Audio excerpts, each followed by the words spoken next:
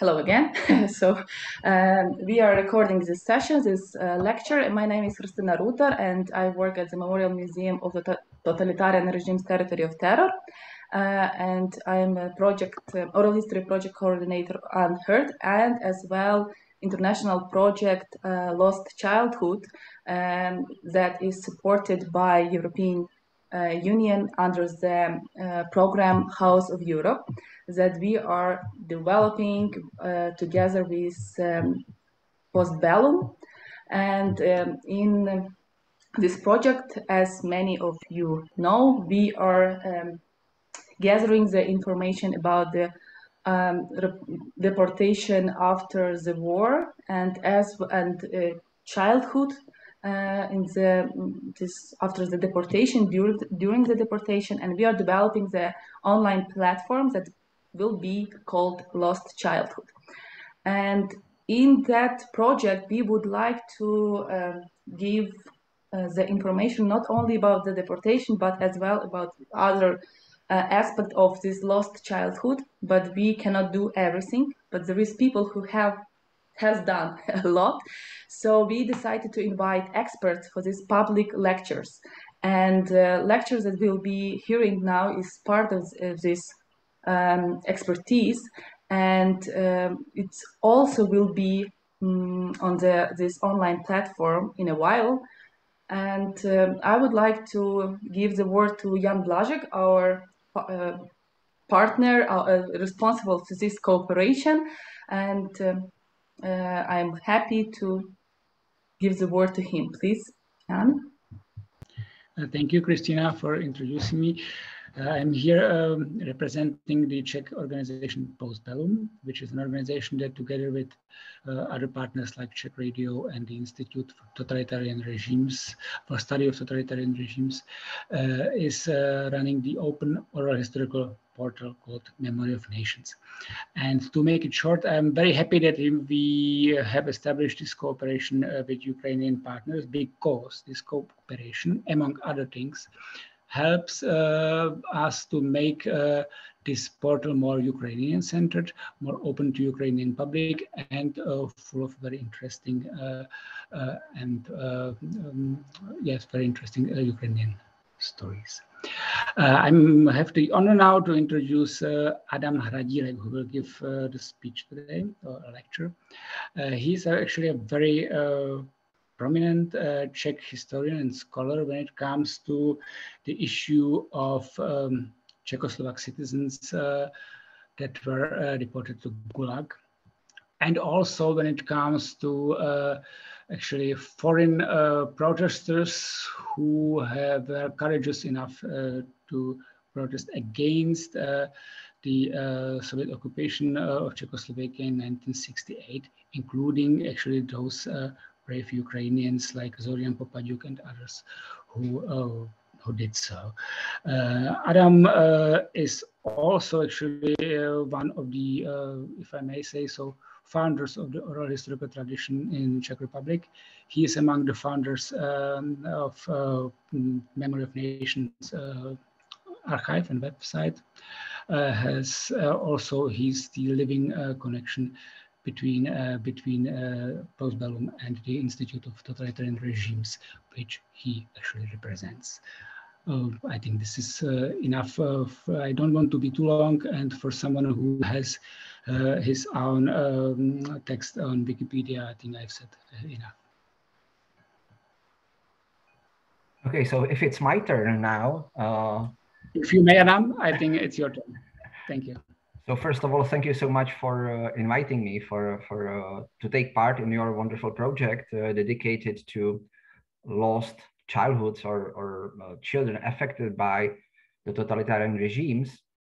Our projects are not directly focused on children, but of course, all the Czechoslovaks in the Gulag that we focus on were fathers, or most of them were fathers, mothers, or children when they were repressed. So of course, it's ever present in our work. So let me introduce you through a presentation I prepared the work of our project and the connection to your project dedicated to lost children. I will try to share it now. Okay.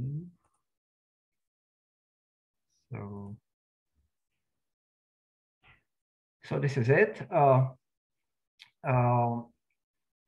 I would like to first, if I may, explain the name of our project, Czechoslovaks in the Gulag, because some journalists, while writing or speaking about our work, narrow it down to Czechs and Slovaks in the Gulag, which is kind of incorrect. Our focus is on Czechoslovaks, meaning all the people living on the territory of Czechoslovakia in its greatest extent in the intra-war period. And as you can see from this map, Czechs, I don't know if you can see the arrow I'm using now or not. Yes, you can see it. So, of course, there was a huge German minority in the border regions of Czech lads, Hungarians in Slovakia and Transcarpathia or Zakarpatska Oblast these days, and of course Ukrainians or Rusins in the easternmost region. So our focus is on people from the Czechoslovak territory, not just Czechs and Slovaks, but in fact, Czechs are a minority in our focus. It's most of the cases we investigated or we work with are with Ukrainians, from this easternmost region, or Czechs living in, this is it, or Czechs who settled in the Russian Empire or Soviet Union and were subjected to political repressions throughout the whole era of Soviet Union. Of course, majority of them, as some of you may know, were settled in the region of today's Ukraine, mainly Volyn region, but also Crimea, Donbass region, or Odessa. So I think there are many subjects that overlap Czechoslovak history and Ukrainian history in this topic. The goals of our project were from the beginning to collect testimonies of survivors of the Gulag or other forms of repressions on the Soviet territory. Also, while doing these interviews, not only with survivors, but also with children, with family members, we always collected, scanned in digital form their house archives, which are very important source for this project, because very often they contain their personal documents from the Gulag or Soviet Union. They wrote, sometimes they wrote memoirs to their children, grandchildren, which were never published. Or in these days, because we pretty much collected all the oral histories from survivors, because there are really not many of them alive these days that are of our concern. But so we focused on the digitalization of documents that are somehow important for our topic. At the same time, we are putting together a victims database, and we focus on the commemoration. As I mentioned before, most of the people we interviewed were originally from Transcarpathian region, because after the war, many of them during the Sovietization period decided to move to Czechoslovakia, and so majority of them who survived to those days that we could interview are from this region. So this is again could be important for other historians or anyone interested in the topic. But also we collected these interviews in Zakarpatská oblast. We have over a dozen interviews with such people. We interviewed former Czechoslovak citizens in Israel, Australia, United States, Germany, many other places. As I mentioned, as we are interested in collecting these house archives, we very often interview these people in their houses, in places where they live, but also we interview people on the places where events happened. It's the case, you can see here the picture of us filming a lady in front of a former Smersh headquarters in Prague, which is connected to her family history. I will speak a bit later. We started research in Ukraine already in 2011, December 2011. And as you can imagine, it was a very painful process, which fortunately, after 2014 events, completely changed because of the democratization of Ukraine, liberalization of its archival laws, etc., simply open up archives for us. So from these like early years, you can see these two pictures of us going with like headlamps through different fonts in Ukraine and just making photos of certain documents. We moved to a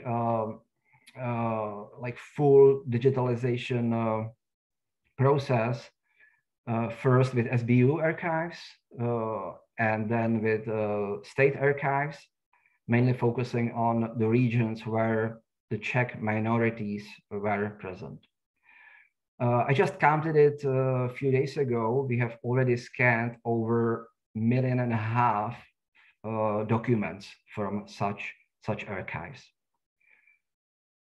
Of course, then it made us possible to compare the personal stories with materials we found in such archives. And what is also very important, we were able to provide such materials to relatives that didn't know what happened to their loved ones who didn't return from the Gulag. This is also a case of late Professor Ludovík Weg, who died already a few years ago, but during his later years, he learned 70 years later, after his brother escaped the Soviet Union in 1939, what happened to his brother, older brother Mikuláš. So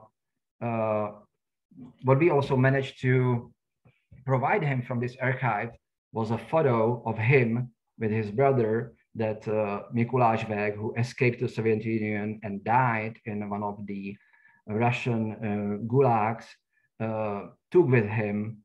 And so it was, of course, very important moment for Ludovík Weg and also for us. It's such results of our work, not just like scientific and documenting, is, I think, one of the most rewarding part of our job. Oh, this is just to make the story full circle. Apart from the materials we collected in Ukrainian archives, this is one of the few cases we managed to obtain from Russian Federation, even from FSB Regional Archive, a photo of Mikuláš Vek just a few months before he died in the camp, and also through these documents to find a location where he was imprisoned, which was a former church, which now serves to its former purpose, but during the Soviet era, it was used as a prison, temporary prison. Just briefly to finish what our major focus is, we are also putting together this database, which already has approximately 8,000 names, and we are putting it together through researching Czech archives, mainly like Ministry of Foreign Affairs, because this is the institution where majority of the relatives asked what happens to their loved ones in case they got lost or were abducted to Soviet territory. All the documents are kept here. Also some other NGOs which were working already in the 90s, then of course Russian Memorial, which has the largest collection of, or the largest database of the whole victims of the Soviet repressive regime. And then through our archival work in Ukrainian archives, of course. I would like to divide this lecture into 3 parts or 4 parts, according the like chronology of the repressions against Czechoslovaks or Czechs on the Soviet territory. In the end of 20s, many Czech villages that were on the Ukrainian territory felt shortage of Czech teachers that could teach children in these villages. So there was a great campaign, mainly among communists, but also different religious groups, to send teachers to help such communities. And there, just half a year ago, there was an anniversary of the persecution of such people. There was a huge trial in Kharkiv in 1931 when dozens of Czech teachers, mainly from Volyn region, but also other regions, were arrested and tried in Kharkiv. So again, children in these villages were stolen from, or the teachers of these Czech children were taken away from them. And many of them ended up in Solovki camp. Some of them were later executed. Some of them were, after they served their years, were sent to different places in mainly Russia, for like internal exile, where also some of them died, and not many of them could simply return to their previous work and to take care of the children. I would like to focus on 2 cases, because we managed to find children of 2 of these teachers. One of the teachers was Jiří Bezděk, who left Czechoslovakia in the end of 20s and ended up teaching in Ukraine, and as other teachers was followed by the regime. He was in Solovki camp for several years, then moved to Siberia, and he was one of the few who could come back to Czechoslovakia in 1936. He was after the communist coup in 1948, he was arrested again in Czechoslovakia, sentenced to another 12 years in prison, and released only in the 60s. And after we published his story, his daughter, which we were not aware of, approached us, and we interviewed her. Her interview is on our website, Czechoslovaks in the Gulag, available. And so she spoke about the hardship of being left alone with her mother, the way she visited, how the visits in the camp and prisons were like, what the reactions of her classmates, teachers were to her story, and the fact that her father was in prison. So this is it was a very valuable case for us. The second teacher was Mr. Vossedálek, the same case with Jiří Bezděk. He left Czechoslovakia to teach in Ukraine. And we interviewed his daughter, Zina Žantová, seen also on the picture, a few years ago. And she spoke, that her interview was also published in our magazine. But what was interesting about this case, that Mr. Vossedálek didn't make it back to Czechoslovakia, but he was also in Solovki camp. He was later released for a certain period of time. But unfortunately, again, in the beginning of the 40s, he was arrested as a foreign national and suspected of espionage, etc., and simply perished somewhere in the gulags. Zina Žantová, till the moment she met us, thought that he died fighting the Nazis in the war. From what we learned from our colleagues in the memorial organization, we managed to locate his card in Syktyvkar, the capital of Komi region, where thousands of Czechoslovak citizens were imprisoned in the Gulag camps, and her father died in the camp of Uchtižemlák in 1943. So for her, it was a great shock, but at the same time, she knew where he is lying, where he died. So she learned what happened to him, because for her, the uncertainty in which battle or where he is buried, she never knew. So this gave her some kind of closure, and she was, I can't say happy to learn about the fate, but it gave her some comfort to have the knowledge.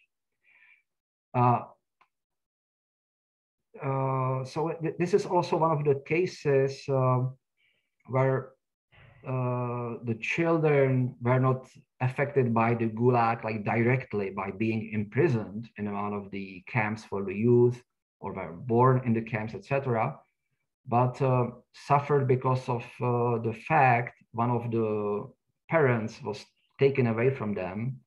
So as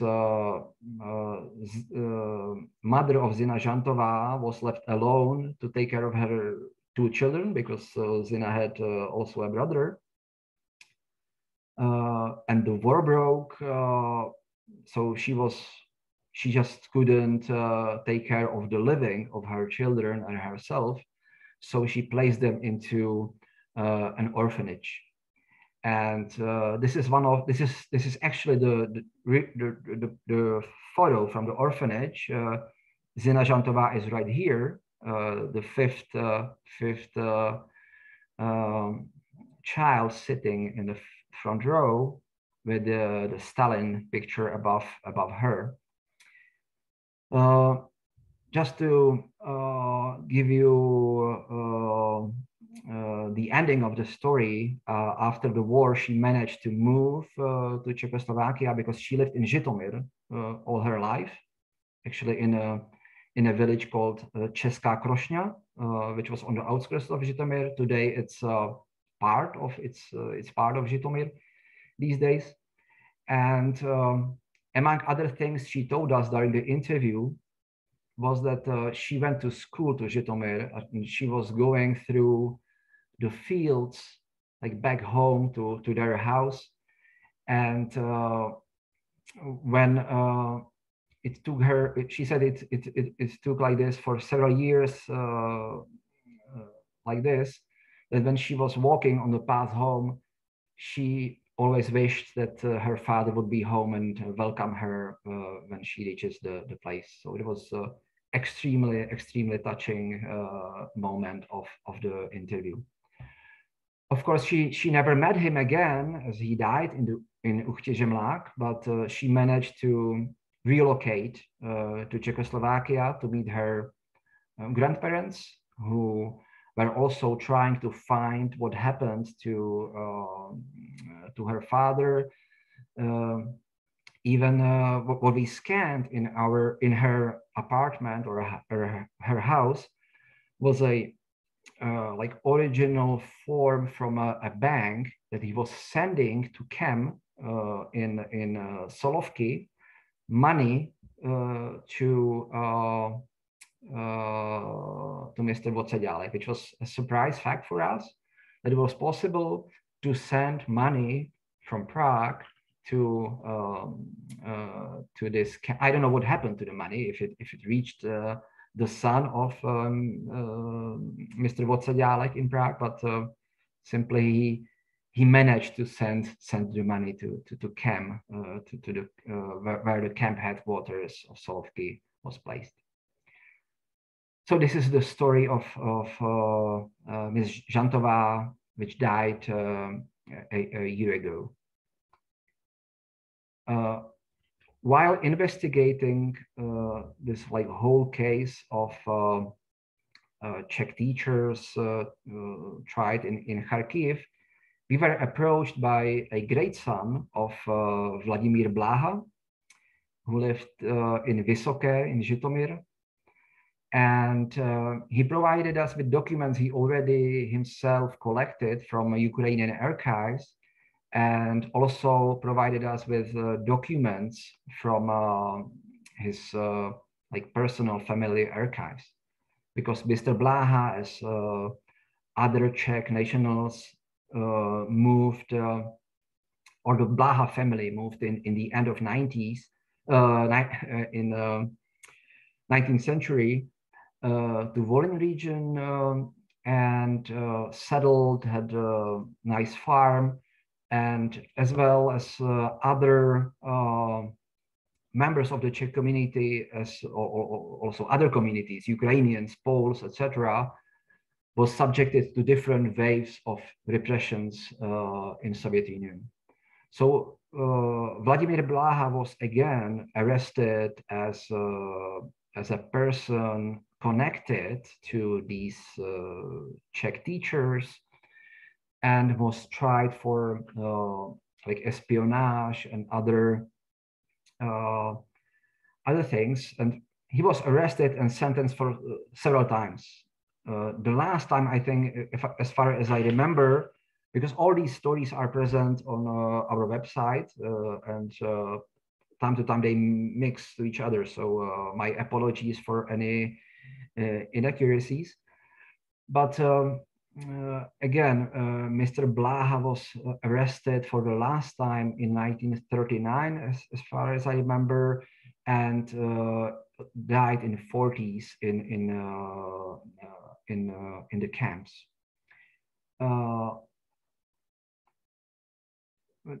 The fortunate ending for his two sons, which are here on the photo, came in 1947, when they were able to relocate as other Czech compatriots during the exchange of nationalities after the war. So they were able to move to Czechoslovakia and start their new lives. And this is the picture from the day they arrived to Czechoslovakia.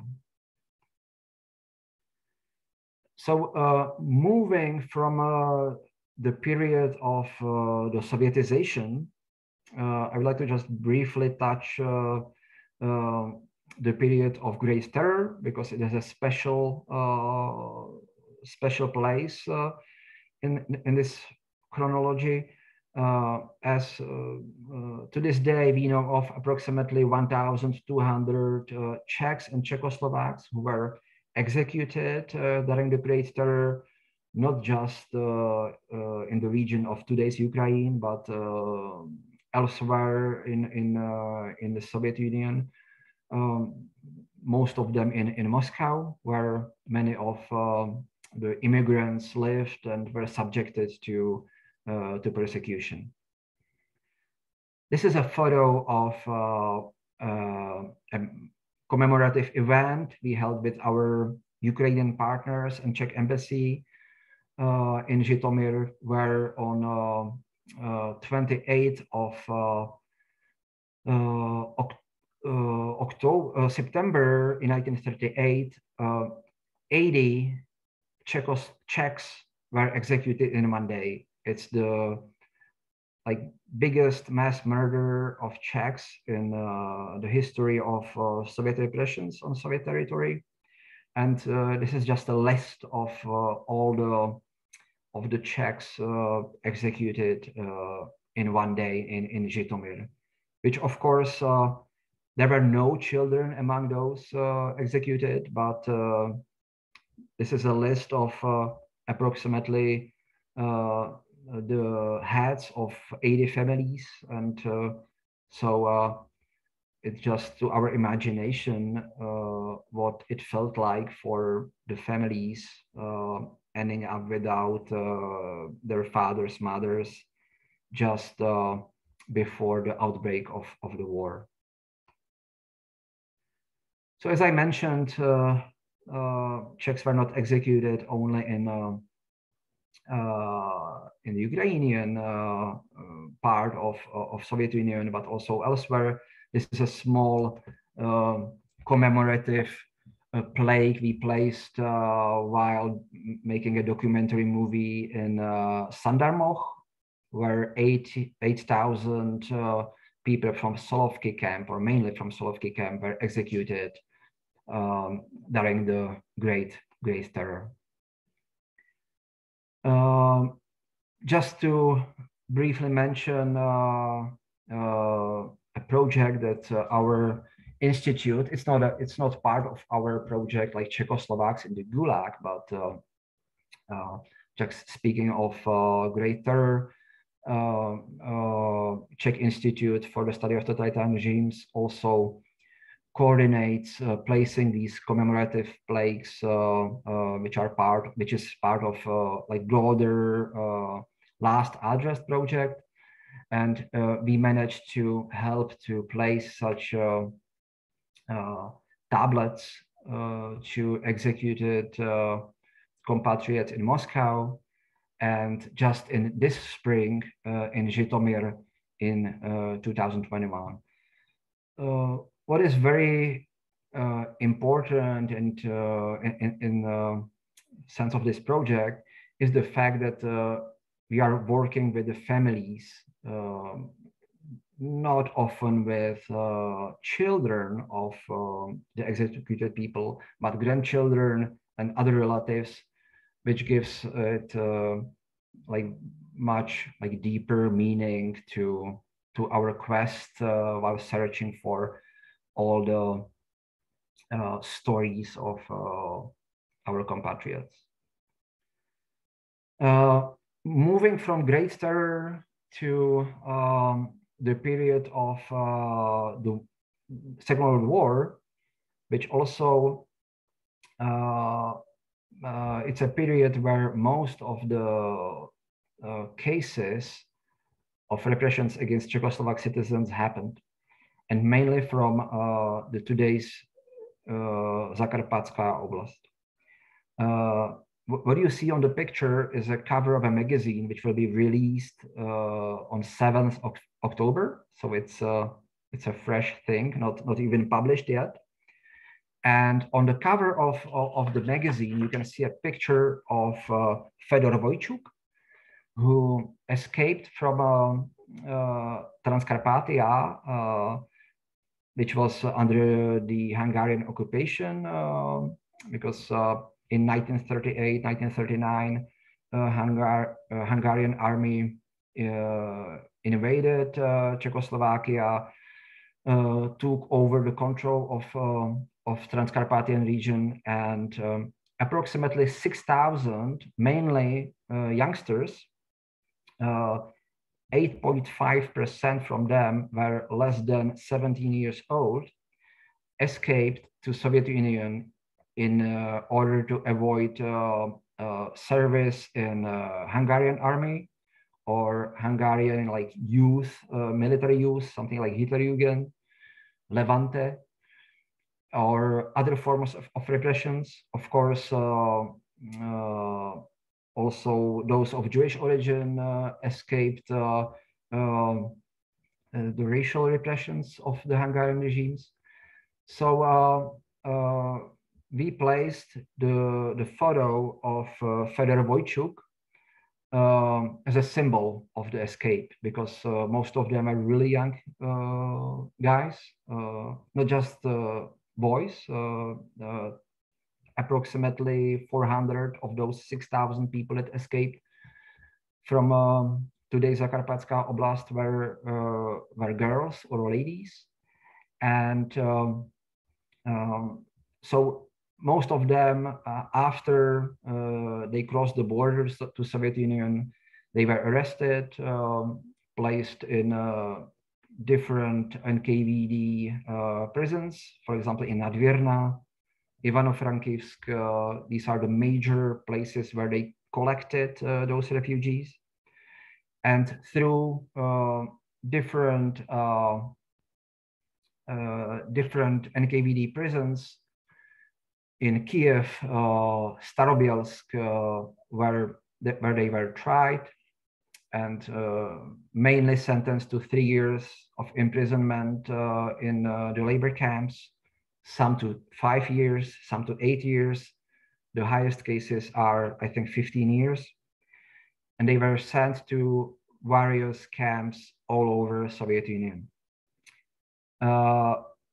As in case of this young boy, he escaped in a group of 13 friends. Most of them were sent to Kolyma. Most of them survived, but Mr. Wojciuk unfortunately died on 25th of October 1941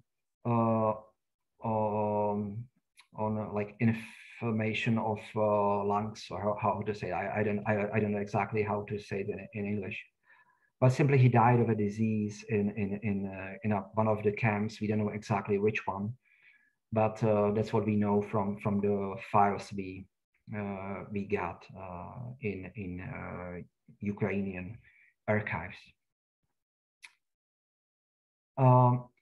Speaking of the refugees, mainly really young kids from Transcarpathia, most of them ended up in Komi region. This is also the major topic of the magazine we are just about to release.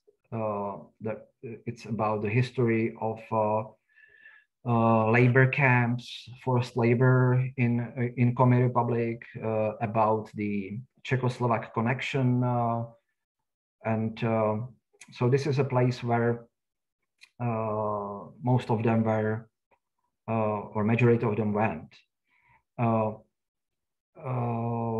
Luckily for them, most of the refugees were released on amnesty for Czechoslovak citizens, and were released as volunteers to Czechoslovak army units, which were formed in the Soviet Union, and fought for the liberation of Czechoslovakia. Of course, again, many of them died during the battle. And again, most of the people we interviewed throughout our project are from this group of refugees. Moving to the period after the war, I already mentioned this photo. You have seen it before. Us interviewing the daughter of Vladimir Rafalsky, who was born in Rivne, Ukraine, and he served in Prague as a Russian diplomat. He was one of the key people in an attempt, the Czechoslovak attempt to help refugees from the Russian Empire, Russians, Ukrainians, Belarusians, to settle in Czechoslovakia. There were approximately 20,000 refugees from the Russian Empire after the Soviet Bolshevik Revolution. And many of them settled, studied. Vladimir Rafalsky became a philologist. He married a Czech lady. He had a daughter, and he was a prominent member of the emigre community. So, as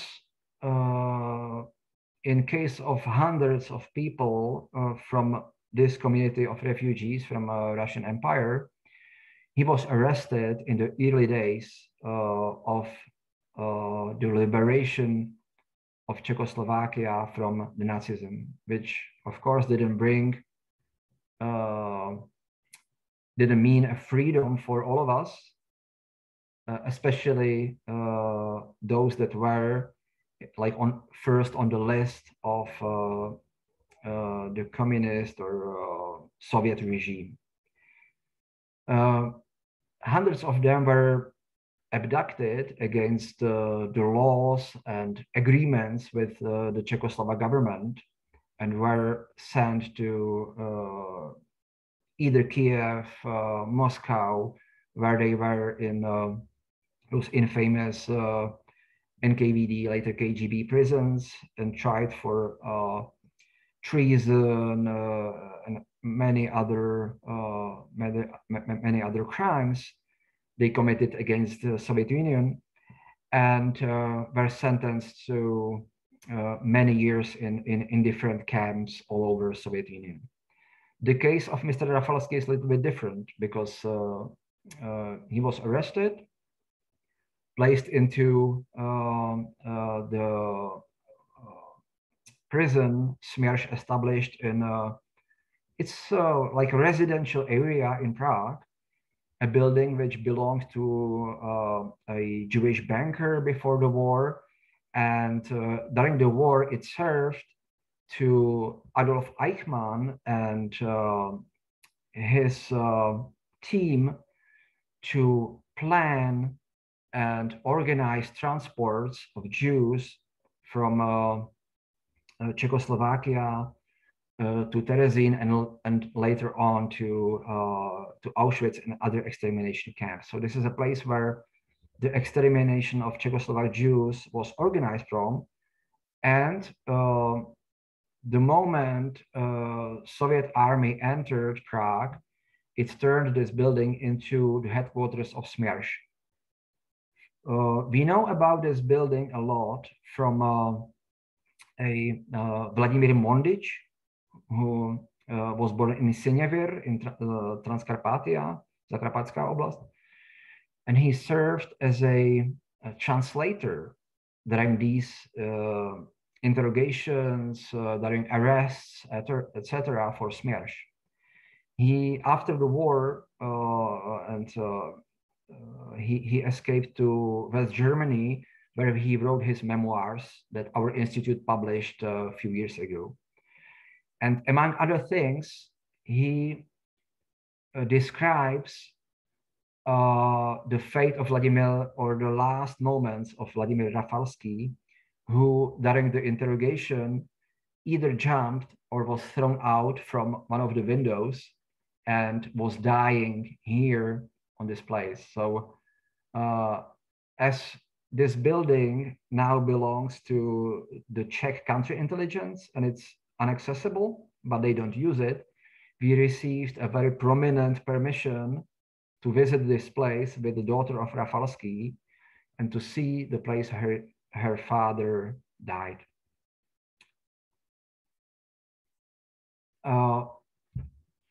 This brings us to another case of Mr.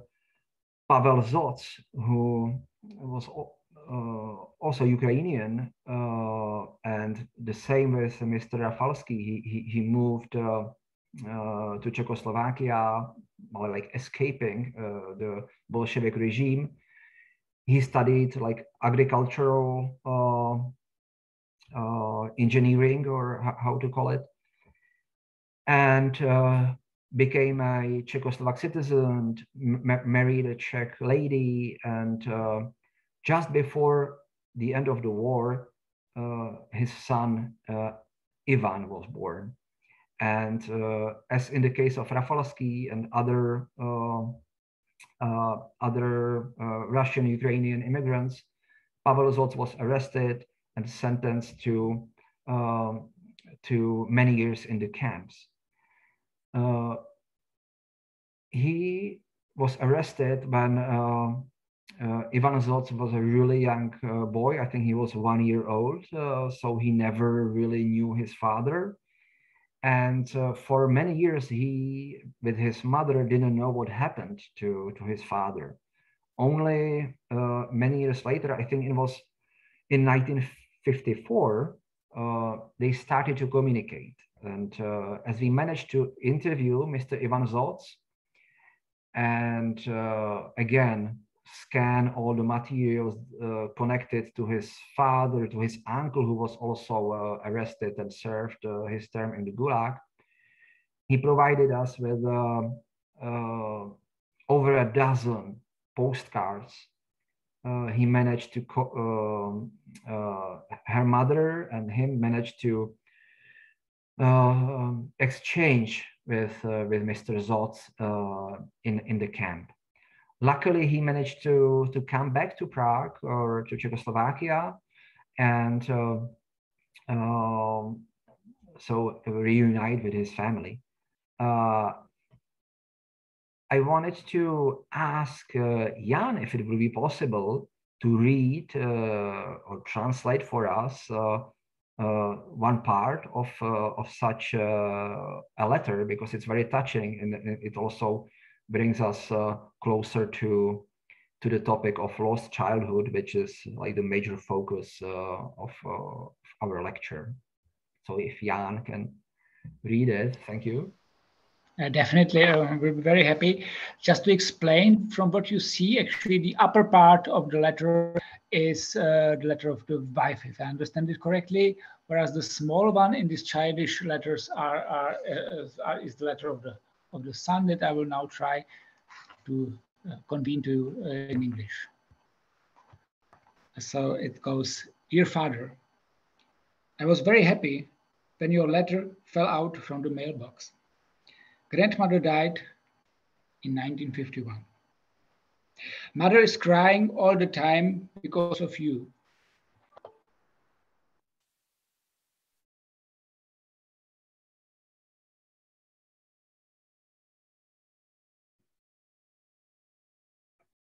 We lost. Yeah, it seems so. In this very touching note, Jan is gone. So we can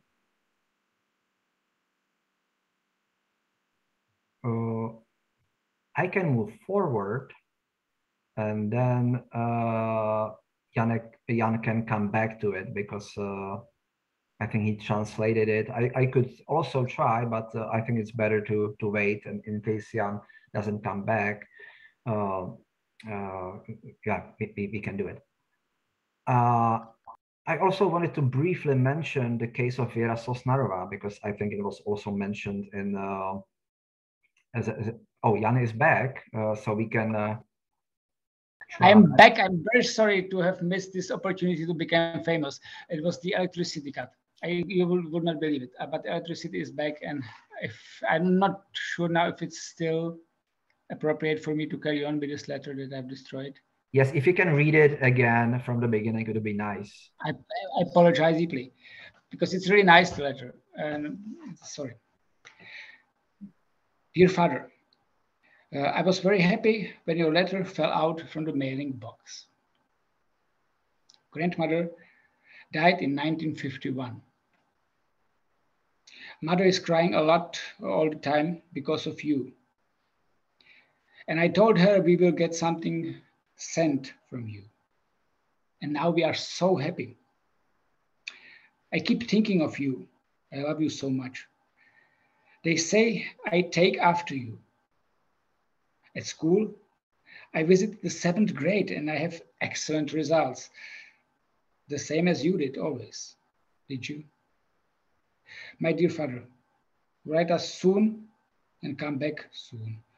I kiss you and look forward to meeting you before long. Your Ivan. So, thank you, Jan, for reading this letter. It'll be very difficult for me to read it, even though I'm pretty much in touch with such stories all the time. So this is also just to show you what kind of materials we have collected. And even though we are not really focused on the topic of lost childhood, all these materials are freely available to anyone interested in it, and can use it in any form to commemorate the victims of the totalitarian regimes. Interesting thing about the case of Zsoc is that when we interviewed Ivan Zsoc together with my colleague Jan Dvořák, we asked him whether, as is in every case when we interviewed the people, whether they have some kind of item from the camps. And he said, yes, I have some. And he started to give us a list of items he brought from the camps. For example, chess he made in the camp, this like famous wooden case, his clothes, his gloves. So we were so surprised, and he said, "Can we see it?" And he said, "Of course, but I still use this like warm jacket at my cottage when I'm chopping the wood. So next weekend, when I go to our cottage, I will bring it." So when we met again, and he gave us also the trousers, the jacket, the gloves, this wooden case, all these things, he told us about the moment when he saw it for the first time, because Ivan Zsoc, he didn't remember how his father looks like. He was already in 8th, 9th, 10th grade when he was able to return. His father was able to return to Prague.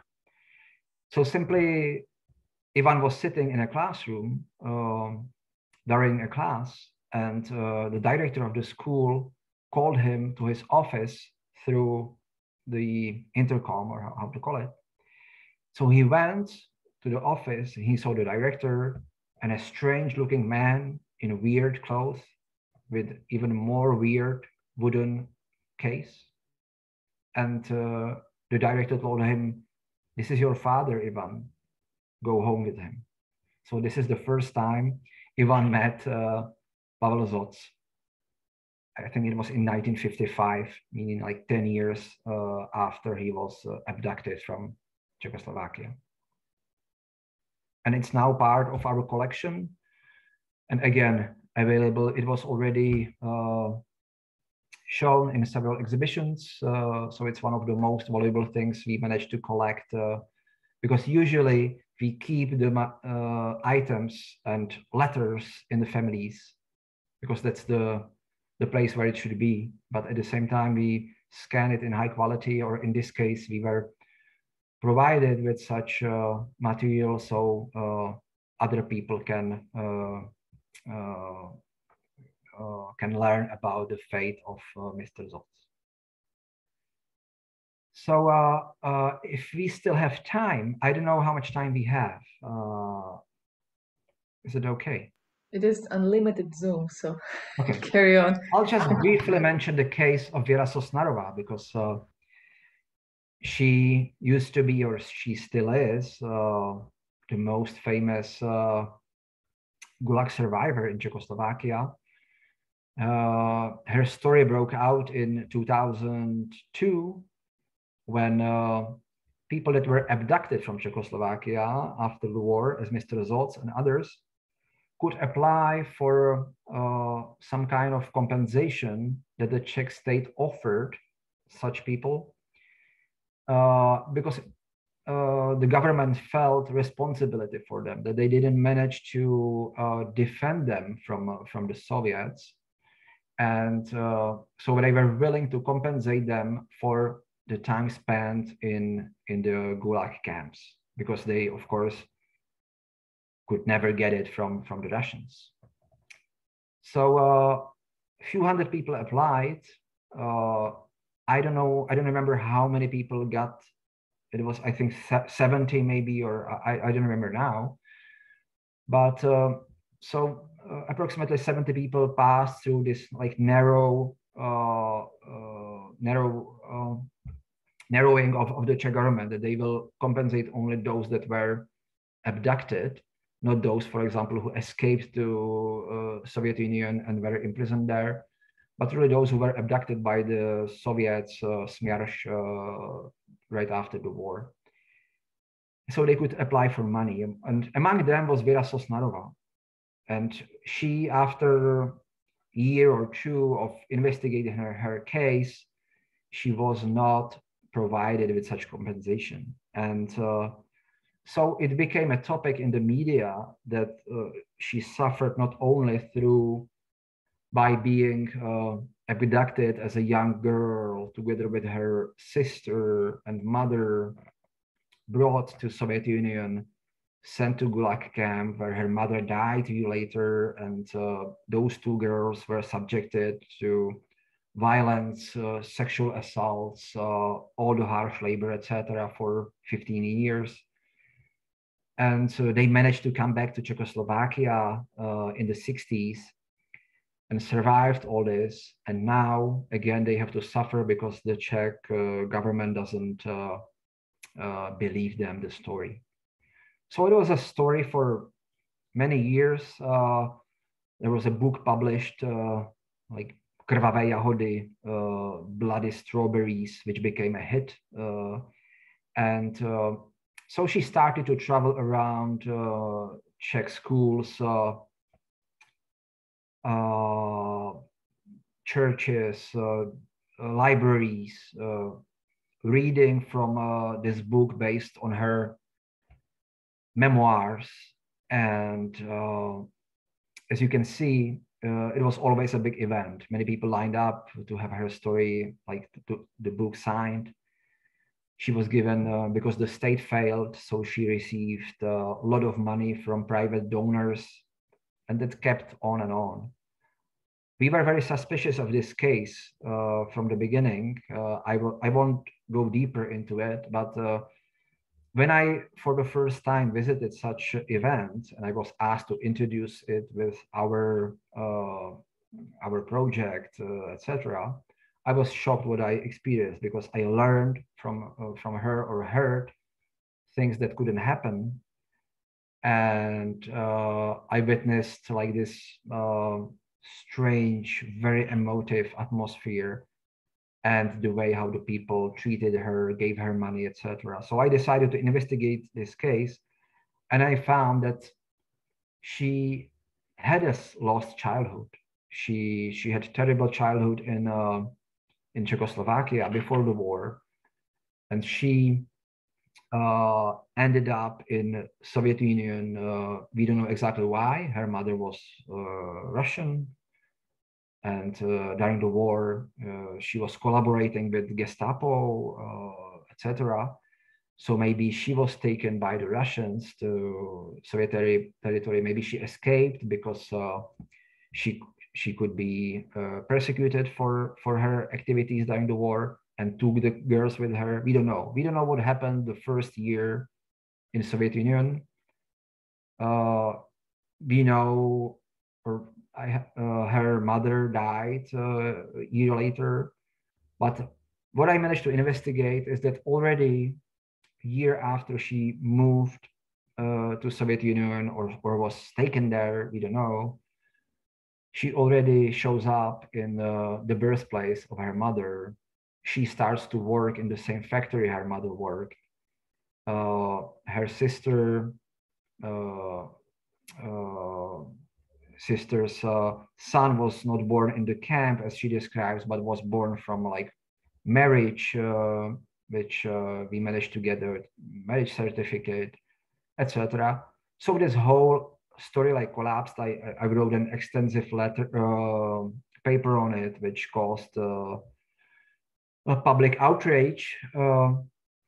So this lady was not in the Gulag, but what I also try to explain very briefly in the paper, also during the interviews which followed up the publication of these findings, was that, you know, after the war, there were so many children suffering, not just of those that were in the Gulag, but also you know, children of German nationality, Czechs, Jews, whoever. So she definitely fits into your project framework, but she doesn't fit into the Gulag project.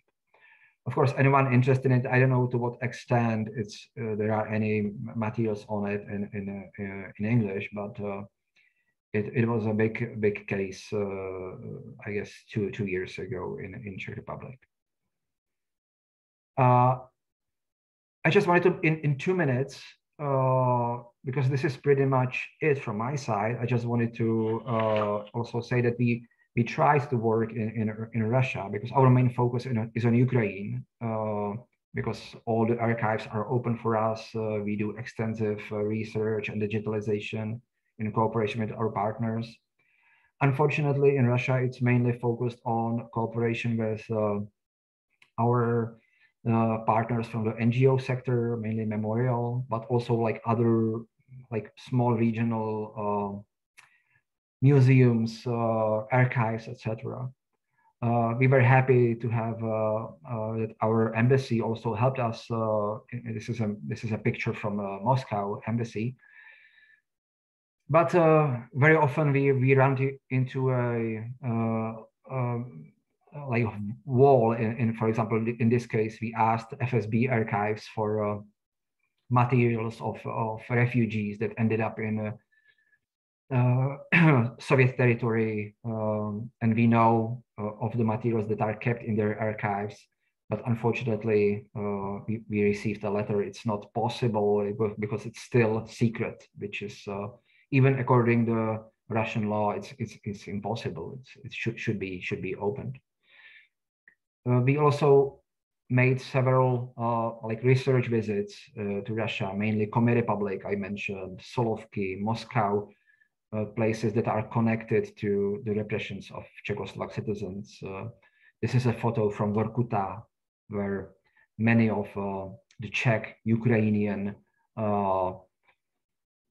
victims of the repressions ended up or were imprisoned for many years.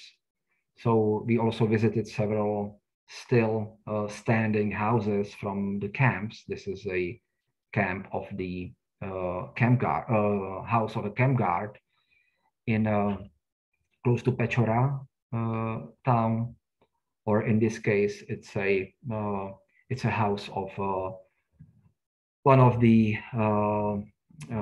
camp leaders, which was built to last, to comfort. It was the best house in the camp, so it survived and served as a house in a village which arose from the camp. This is a photo from Uchta. I already mentioned Uchti Zemlák, a place where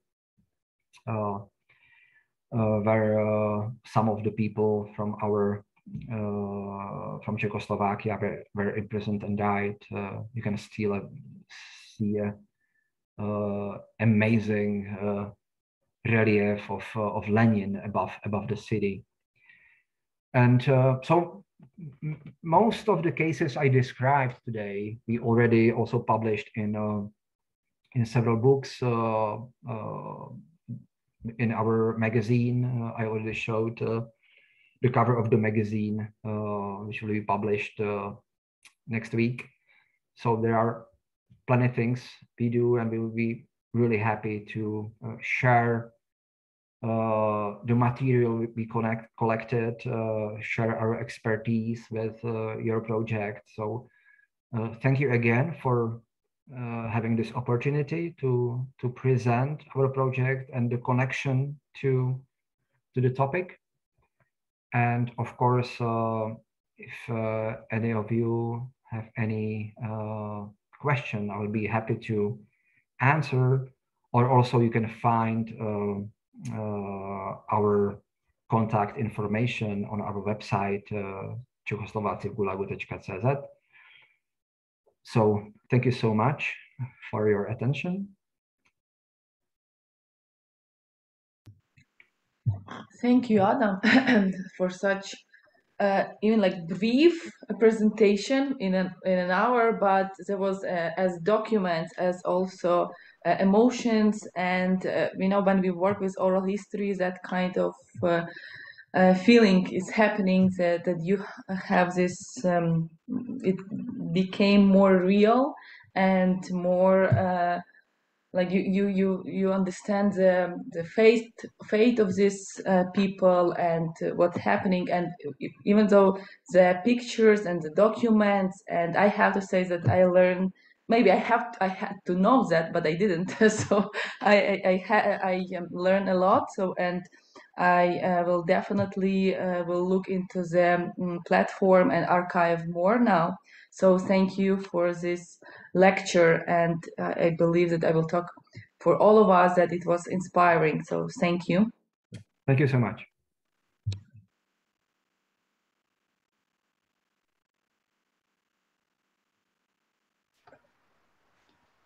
Well, if I actually may now have a question, because no one else seems to be speaking at this moment. Adam, you are also a member of the Czech-Ukrainian Forum and have very good contacts with Ukrainian historians and archives. What is your feeling? How is your work being received in Ukraine and by your fellow historians and the public? And what do you think that can be done to make it more popular there, now that we have the opportunity to speak about it? You know, of course, we are in contact with many historians in Ukraine. We have a very friendly relationship with the heads of several archives in Ukraine. I would like to name Andriy Kohut from the SBU archive, who really helped us in a tremendous way to search for such documents connected to Czechoslovak history, and it's a joint history, as you can see from as you could see from the lecture. It's all connected a lot with Ukraine. So I think we have a great working relationship with these institutions. It's also our major focus. But of course, we are slowly trying to make something more from what we digitalized. But still, for example, as I mentioned in the beginning, we have like 1.5 million of documents that we need to process. For example, from those 6,000 refugees from Transcarpathia, we have only like searched 600 cases and made like some kind of finding aids to these documents. So it's a very costly, lengthy process to just to make some finding aids to these documents. So this is what we want to do. We already published this small bit connected to the case of Czech teachers. We put this website in Czech, Ukrainian, Russian, and English, so people can search already these documents. But till next year, we would like to finish like majority of the digitalization, which will last, I think, for a few more years. But we want to make these documents accessible to any researcher, relative, students, etc. And we would be very happy to then make out of it exhibitions, books, etc. We are already doing it, but we are focusing our work on just getting these documents from the shadows or from up to light and just provide it to others. So we will be really happy to, if you think of any way how to make more sense of our collection, also from the personal documents, because, for example, we interviewed several children and grandchildren of several Ukrainian politicians that were, or prominent members that lived in Prague or elsewhere in Czechoslovakia, and they are not published yet. Most of our collection is not online. So I think this is what we should work more to make it accessible, to show what we have and share it with others. Yeah, so digitalization and popularization. So, and I want to believe that this lecture will be also on the YouTube and our almost like done developing platform Lost Childhood. It's the lecture will be also there, and there will be more views, and people will discover your platform and your materials, because there is actually really a lot, and so you can do as some project in school, and it's some educational project, and also books, etc. I believe it's very useful, and I'm glad that we did it, and more people will discover it in Ukraine and in Lviv, and not only because it will be accessible in English. So I actually have a few questions, but I believe I could write the letter and not take times from others who joined us. So I would like to thank you again, and thank you all who joined us. And I would say it again. So this project is possible because of the support from European Union and the program House of Europe. We are developing the online platform, and the lecture of today's lecture of Adam will be there, as well as many others. So thank you, and have a nice evening. Thank you, Christina.